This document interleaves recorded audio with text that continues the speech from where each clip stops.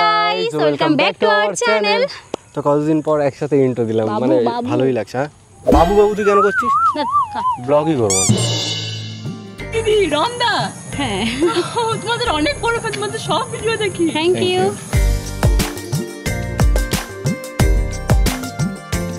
বাহ, ভিডিও শুরুটাই বেস্ট হলো আমাদের। চলো এবার ভিডিওটা শুরু করা যাক। Hey guys, welcome back to our channel. অনেক দিন পর আমরা একসাথে ইন্ট্রো দিলাম। আমার এটা স্বপ্ন স্বপ্ন লাগছে, কেমন জানো তো? রনকে আমি এত দিনেও ভিডিও বানাতে মানে বলে বলে আমি নিজে ফেড আপ হয়ে গেছি, আর আজকে রন নিজে সারাটা দিন ধরে ব্লগ শ্যুট করলাম। না, ব্লগ শ্যুট করেছি আমি 15ই আগস্ট।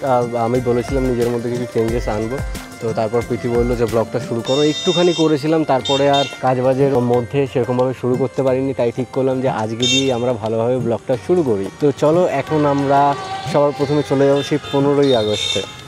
আমরা একটা ভালো শ্যুট করেছিলাম, সেইখানে কিছু মুহূর্ত, সেইখান দিয়ে ব্লগটা শুরু করা যায়। তো না ভাই মানে এই ব্লগ প্রথম ক্যামেরা ভিডিও শুরু করেছে। তো সত্যি বলছি 15ই আগস্ট আমার ভিডিও শুরু করার কোনো কথা ছিল না। আমি ভেবেছিলাম নেক্সট মান্থ 1 তারিখ, আমি ভেবেছিলাম 15 তারিখ দিয়ে মানে আজকের দিন দিয়ে আমি স্মোকিংটা ছাড়বো, কিন্তু স্মোকটা ছাড়তে পারলাম না। কিন্তু আমার ভিডিও করাটা যা হোক করে জোর জবরদস্তি শুরু করেই। যাই হোক রন অনেকটা ঠিকঠাক আছে এখন, আগের দিয়ে অনেকটা ভালো আছে। তার জন্য আপনাকে অনেক থ্যাংক ইউ বললো, এটা অনেক ছোট হবে। ওইটা না, আমি যেটা বলেছি রনকে, আমি বলেছি তুমি ভিডিও করো, আর এটা আমি না, তোমার সকল ভালোবাসার মানুষ তোমাকে কত কমেন্ট করে আমার ভিডিওতে, কত বলে রনদাকে ভিডিও বানাতে বলো। আর তোমার উচিত ভিডিও বানানো, কেন বলো তো? তুমি এতদিন ধরে সোশ্যাল মিডিয়াতে কাজ করেছো, শুধুমাত্র একটু মানসিক অশান্তি আর এই যেটা হয়েছে আর কি জীবনে, এগুলোর জন্য তুমি কেন তোমার জীবনটা নষ্ট করবে? তোমার কাজ তুমি করবে, কাজ করলেই তো সব কিছু ফিরে পাবে, কাজ না করলে জীবনে সব হারিয়ে যাবে। তাই আগে কাজটা মেন। তাই আমি রনকে বারবার বলেছি কাজে ফিরে আসো। যেমন আমি কাজটা করি বলেই হয়তো আমি এতটা শক্ত নিজেকে রাখতে পারি। আর তারপরে হচ্ছে এই যারা আমাদের দর্শক, তারা এত ভালো ভালো পজিটিভ কমেন্ট করে না, তুমি এমনি আলাদা জগতে চলে যাবে, মানে এই দুঃখের জগৎ তুমি চিনতেই পারবে না একটা সময়। তো অবশ্যই তোমার না, যাই হোক আমি এই দুঃখের জীবন দিয়ে বেরোতে চাইছি না। আমি এই জীবনটাকে এখন ভালোবেসে ফেলেছি। দুঃখ না থাকলে কেমন জানি মনে হয় ভাই এবার বড় বাজার আসতে চলেছে, তার দিয়ে ভালো চিল ব্রো।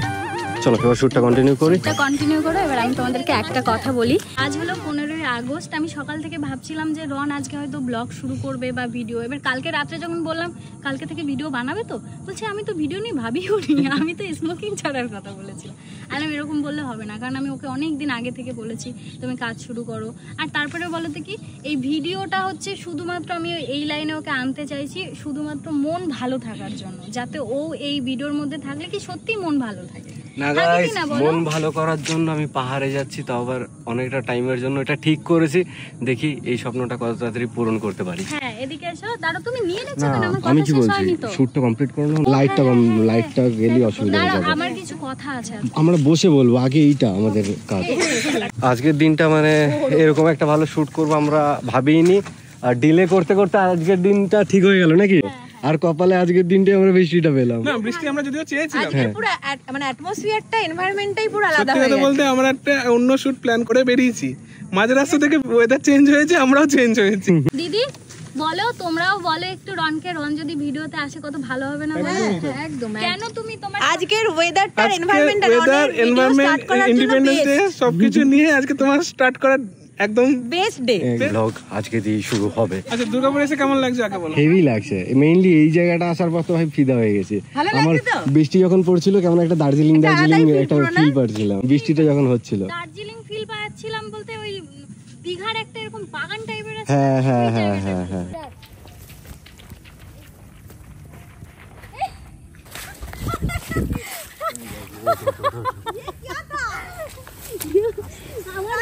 লাগেনি তো?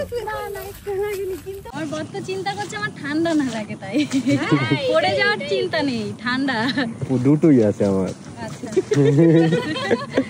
আজকের মতো কাজ কমপ্লিট। তুমি যা বলো তা বলো, জায়গাটা হেভি লেগেছে। জায়গাটার নাম কি দা? বসুন্ধরা। এটা পার্ক? ও, কই টিকিট কাটলাম না তো আমরা? মানে এটা এখনো সেভাবে চালু হয়নি। ও, আমি কি বলছি, মেয়েদের ফালতু কথা পুরো ঘরে গিয়ে চলো। আমরা পরে শুটের জন্য ডিসকাস করছি, আমরা একদম সিরিয়াস। ওকে, যাই হোক এই সিরিয়াস 15ই আগস্টটা শুধুমাত্র আমার জন্য।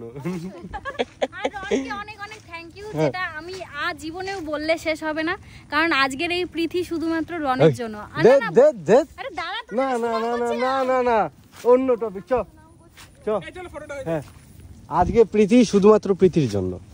চলো, তবুও পাশে একজন থাকলে তাড়াতাড়ি এগোনো যায়, আর ও সেই ঠিক আছে। পাশে তুমি থেকেছিলে। চিল ব্রো, চিল। চলো চলো সেলফি। আসলে আমরা দুইজনের জন্যই তৈরি, জানো তো। না না, এইসব ফালতু কথা। না না, এটা সত্যি করে হয়, জানো তো। একদম, মানে যেমন আমার মনে হয় এটা হয়, কেন কি, হয় এটা। যদি দুজন যদি একসাথে না থাকতে হ্যাঁ। তাহলে এত এত মানে এত- আগে এগোতে না। এটাই আর কি। হ্যাঁ, যেমন এটা হচ্ছে অ্যাচিভমেন্ট। না না, কেউ কারোর জন্য তৈরি হয় না। আমার ওর সাথে সময় কাটাতে ভালো লাগে, ওর আমার সাথে সময় কাটাতে ভালো লাগে। লেখা যেখানে আছে সেখানে যাও। এই আবার ফালতু কথা আবার শুরু। ফালতু কথা, কি লেখা? তোমার কপালে কি লেখা আছে? আমি পড়তে পারছি, তুমি ওর কপালে আমি লেখা আছি। না, এটাও চেঞ্জ হতে পারে, তারও কোনো গ্যারান্টি নেই। আমি ফালতু ফালতু ফ্যামিলিতে ঝগড়া করে দিচ্ছি। চলো চলো চলো চলো চলো। পারিবারিক ঝামেলা জড়িয়ে গেলেই মুশকিল। এমনি সবাই জানে বিয়ে মানেই ঝামেলা। কি বলে ফেলছি আবার, ছি ছি তুমি ছি আবার ছি। সিরিয়াস চলে আসো। আমি ইয়ার কি মারছি, আমিও। লোকে বিয়েই করবে না। Hey guys, welcome back to our channel. অনেক দিন পর এই ইন্ট্রোটা আমরা দুজনে মিলে একসাথে দিলাম। তো এই চ্যানেলে অনেক দিন ভিডিও আসে না, আর তোমরা সমস্ত কিছুই জানো, শেয়ার করার মতো সেরকম কিছুই নেই। আর রন তো প্রায় 1.5 বছর হতেই যায় পুরোপুরি সোশ্যাল মিডিয়ার বাইরে। তো আবারও ফিরে এসেছে, কারণ ওর ভালো লাগা খারাপ লাগা সমস্তটাই এখন আমাকে নিয়ে। তাই আমিও চাইবো যে ওর যেটাই ভালো হয় সেটাই করতে। তা আমি ওকে বলেছি যে তুমি আবারও ভিডিও শুরু করো, এতে তোমার মন ভালো থাকবে। অনেকটা আমি যেরকম ফিল করেছি সেটাই ওকে শেখানোর চেষ্টা করেছি। তাই আজকে ও ভিডিও বানিয়েছে, আমার খুব ভালো লাগছে। আজকের দিনটা আমার কাছে কেমন জানি স্বপ্নের মতো। গত 1 বছর হতে যায় আমরা এই চ্যানেলে ভিডিও দিতে পারিনি।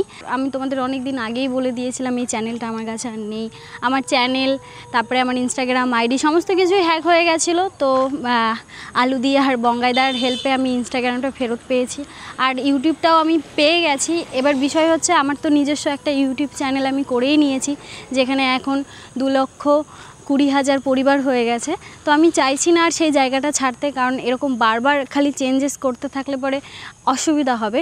আমি চাইছি আমার জায়গাটাকে ধরে রাখতে, যেটা আমার আছে সেটা তো আমার। আর এই চ্যানেলে আমরা দুজন মিলে ভিডিও বানাতাম আগে, একসাথে আমরা দুজন কাজ করেছি। আর অবশ্য রনের আলাদা চ্যানেল ছিল, বংরন লাইফস্টাইল নামে। সেই চ্যানেলটা কি বলবো, পরিবার ভালো না হলে যা হয়, তো সেই চ্যানেলটা চলে গেছে। তো রন ওই চ্যানেলটার ফেরানোর চেষ্টাও করেনি, কারণ ফেরাতে গেলেও 1,00,000 টাকার প্রয়োজন ছিল, আর আমরা মাঝখানে খুবই বিপদে পড়ে গেছিলাম। ওরকম আমাদের সামর্থ্য ছিল না যে চ্যানেলটা যখন তখন ফেরত আনবো। তো ওই সময়টা আমরা অনেক কিছু হারিয়েছি, টাকার জন্য আমরা কোনো কিছু ফেরত আনতে পারিনি, চ্যানেল ফেরত আনতে পারিনি, আমার ফেসবুক পেজ ফেরত আনতে পারিনি, ইনস্টাগ্রামটা খুব কষ্ট করে ধরে রেখেছিলাম। তাও মানুষ পাশে ছিল, ভালো ভালো মানুষ, তাদের জন্য এইটুকু ধরে রাখতে পেরেছি। তাই আমি রনকে বলেছি যে যেহেতু তোমার চ্যানেলটা নেই, তুমি আবার কাজ শুরু করবে। আমাদের কাছে কিন্তু প্রায় 5টা চ্যানেল রয়েছে, আর টোটাল 6টা চ্যানেল, তার মধ্যে দিয়ে পড়েই রয়েছে 3টে চ্যানেল, মানে কাজ করা হয় না। আর আমি 3টে চ্যানেল নিজে হ্যান্ডেল করছি। আমার জন্য এই চ্যানেলটা হ্যান্ডেল করা আর সম্ভব হবে না, যেহেতু আমি কাজ পুরো সেপারেট করে নিয়েছি। তাই আমি রনকে বলেছি, নতুন করে আবার চ্যানেল শুরু করার থেকে যেটা তোমার কাছে আছে, তো এক্সট্রা করে এত কিছু ঝামেলা না করে তোমার কাছে যেটা রয়েছে সেটা দিয়ে শুরু করো। তাই আজকে থেকে রনের একটা নতুন জার্নি শুরু হবে। অনেক কিছু তোমরা অল্প অল্প করে জানতে পারবে। আর আজ থেকে রন এই চ্যানেলে ভিডিও করবে, অবশ্যই আমি থাকবো। আমার চ্যানেলেও রন থাকবে, রনের চ্যানেলেও আমি থাকবো। আমি সবসময় চাই রনের পাশে থাকতে, আমরা দুজন একসাথে কাজ করতে চাই, যাতে আমাদের ভবিষ্যৎ অনেক সুন্দর হয়, আমরা যেন খুব ভালো একটা লাইফ কাটাতে পারি।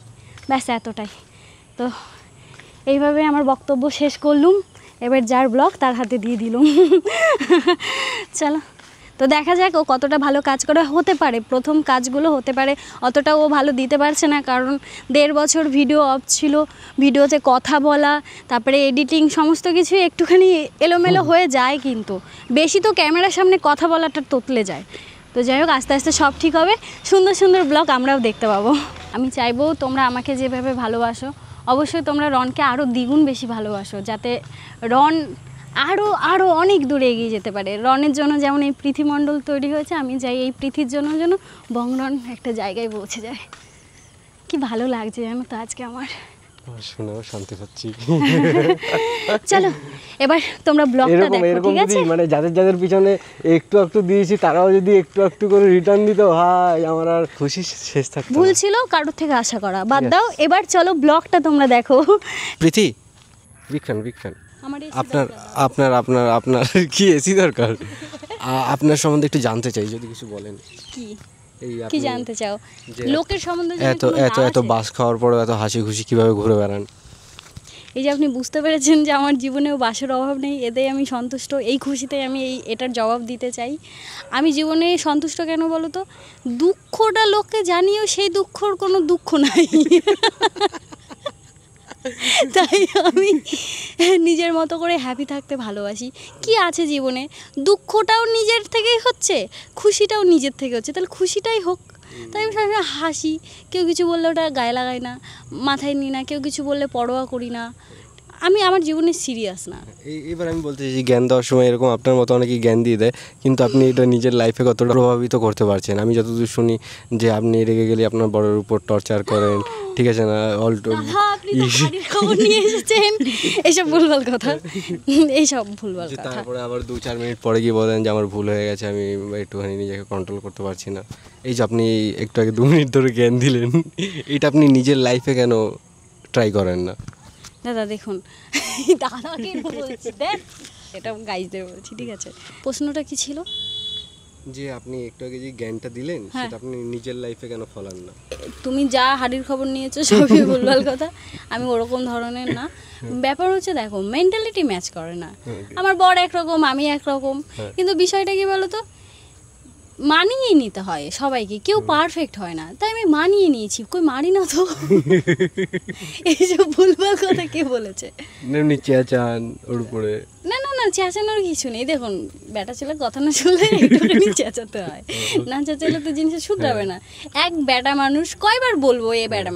মেয়েদের তো হাঁটু, হ্যাঁ, আপনি বলুন আপনার বড় সমস্যাগুলো কি কি, আপনি আমরা জানতে চাই। আমার বরের নামে বলছি, আপনার কেন গায়ে লাগছে? আমি তার না, না, না, না, না, না। জানতে চাই দাঁড়ান, আপনার বর কি বলতে- মেয়েদের বুদ্ধি ঢ্যামনামি করে। হাঁটুতে থাকে। হ্যাঁ, সে তো আপনি বলছেন। মেয়েদের দাঁড়ান, সে তো আপনি বলছেন। মেয়েদের বুদ্ধি সে তো হাঁটুতে থাকে, আপনি বলছেন, আমরা ছেলেদের জানতাম না। বুদ্ধি যখন আমরা জানতাম না, আপনার মাথায় কাছ থেকে জানতে থাকে, পারছি। তাহলে গামছাটা, ভেজা গামছাটা বিছানায় কেন প্রতিদিন থাকে? বিছানায় থাকে একবার কেন তো আমি বলছি, আমি বলছি। একবার তো আমি আমি কি বলেছি বলছি? যে গামছাটা দয়া করে নেড়ে রাখবে। কেন বীজ নাই কেন গামছা রাখি, সেটার উত্তরটা শোন। না না, এটা আমি বলি আমার না, বুদ্ধি আমার এটা মাথায় আমি নেই। বলি না যে সব মেয়েদের বুদ্ধি হাঁটুতে মানে থাকে। তোমার বউয়েরটাই থাকে আমি খালি, বলি যে নাকি হ্যাঁ, হাঁটুতে? কিছু কিছু মেয়ে থাকে, যেমন পৃথিবীর মতো এরকম বাচ্চারা, তাদের বুদ্ধি হাঁটুতে এই ভাই, থাকে। বাচ্চা বলিস এবার না, হচ্ছে 22 আমি বছর হয়ে গামছাটা কেন বিছানায় রাখি, এবার ওর মাথা তো মুছতে হয় না, ওর হাঁটুই মুছতে হয়, তাই গামছাটা বিছানায় রাখি, দেখলে মুছে নিতে পারবে ব্র্যান্ডটা।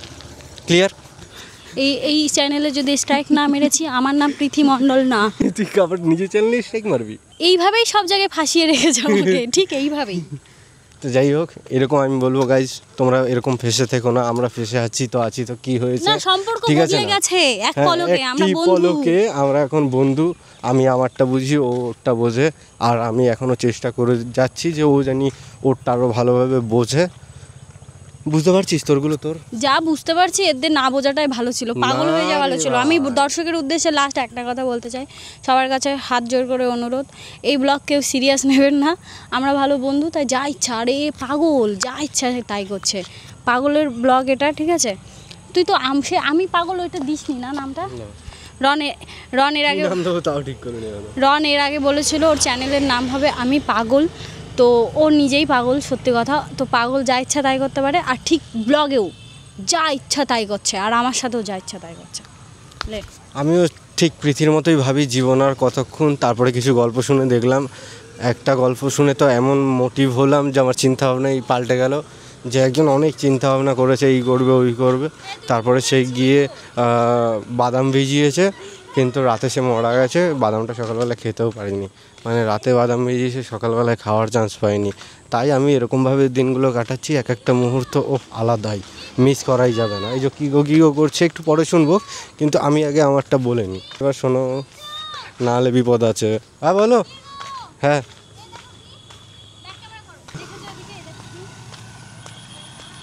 তোমার বুদ্ধি ওই দেখো নর্দমায় পড়ে আছে। নিজের বুদ্ধি থেকে পালিয়ে যেমন যায় সেরকম অবস্থা পৃথিবীর। রোস্টারকে আসছে রোস্ট করতে, এটা কি কখনো সম্ভব? রোস্টার তো আমিই তোমাকে বানালাম ভাই। লজ্জা লাগলো না? লজ্জা থাকলে তো লাগবে। রোস্টার হতে গেলেই প্রথমে লজ্জা ত্যাগ করতে না না, রোস্টার হতে গেলে লজ্জা ঘেন্না ভয় দিন থাকতে নয়। দিন না, তিন থাকতে নয়। ও ওই তো তিন তিন থাকতে নয়, তার জন্যই। তাই লজ্জা করে লাভ নেই। আমি লজ্জা আমার লজ্জা নেই।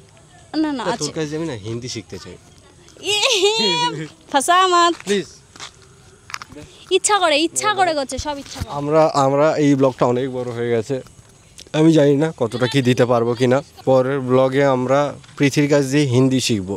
আমি তো খুব এক্সাইটেড, কোথায় কি জানি না, কিন্তু আমি পরের কোনো একটা ব্লগে পৃথিবীর কাছ দিয়ে হিন্দি শিখবো, মানে আলাদাই লেভেলের পৃথি হিন্দি বলে, আর সেগুলো শুনতে কি পুরো স্ট্যান্ড আপ কমেডি।